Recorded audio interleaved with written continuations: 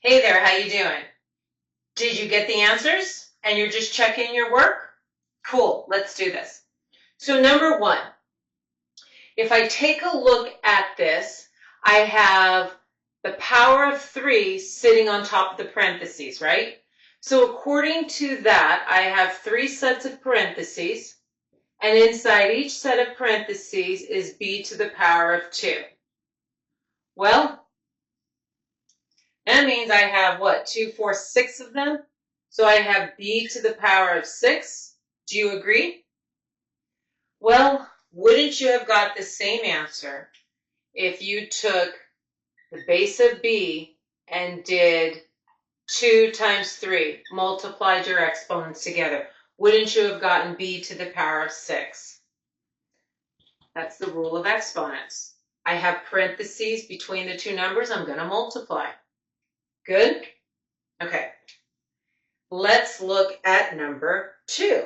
Did you get the answer? All right, let me see if I agree. I'm sure I'm going to agree. I'm sure you did it right. So according to this problem, I have 5 parentheses because the 5 is sitting on the parentheses. And inside each parenthesis is x to the power of 4. Well, when you count those up, you got 4, 8, 12, 16, 20. So I have x to the power of 20. Did you get that? Good. But again, according to that exponent rule, if I take the base of x and I raise it to the multiplication of the two powers, because since there's parentheses in between them, numbers with parentheses in between tell me to multiply, I get x to the 20th. What about number 3? According to number 3, I have got 4 sets of parentheses, and inside each set of parentheses is 2y to the power of 3. Now this is all multiplied together, correct? Well, isn't that 1, 2, 3? I mean, I'm taking 2 and I'm to the power of 4, right? Isn't that just what? 2 times 2 is 4, times 2 is 8, times 2 is 16. And let's see the y's. I have 3, 6, 9, 12 of them, don't I? Do you agree? Well, if I go back over here, because there's multiplication, I'm going to have 2 to the power of 4, but then you're going to have y cubed also to the power of 4.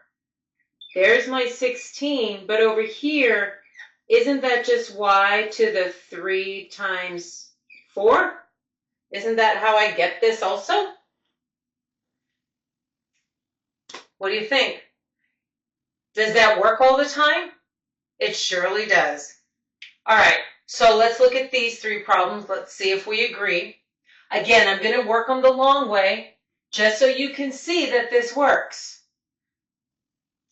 Because again, I don't know about you, but I'm visual, and sometimes I need to see the long way to keep this rule, this process ingrained in my brain. Okay, so I've got 5 parentheses, and inside each one is a squared. So 2, 4, 6, 8, 10 of them. So isn't that a to the power of 10? And according to the rule, if I took the a and raised it to the 2 times 5, multiplied the exponents, isn't it the same? Excellent. You're getting the hang of this. You know what where we're going from here. All right. Again, I'm going to do it the long way. I want to make certain it's very clear, crystal clear. 3 parentheses inside each one is b cubed. So what do we have? 3, 6, 9 of these guys. Wouldn't you have gotten the same thing by taking the base of b and raising it to the 3 times 3 power? Last one. Let's drive this home, so to speak. Okay, I have 3 parentheses, and each with an x to the 4th inside, which gives me how many x's? 12. Wouldn't you have gotten the same thing if you took x to the 4 times 3?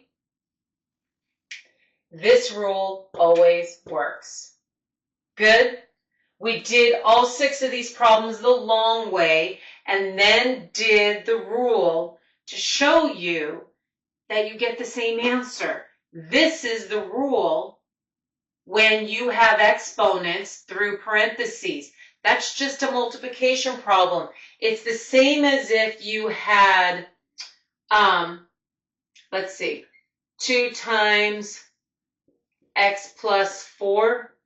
Wouldn't you just distribute? Well, that's all I'm doing. I am just distributing. Because there's parentheses separating the numbers, I'm just multiplying. I'm just distributing. Good? Okay. I'll catch you on the flip side.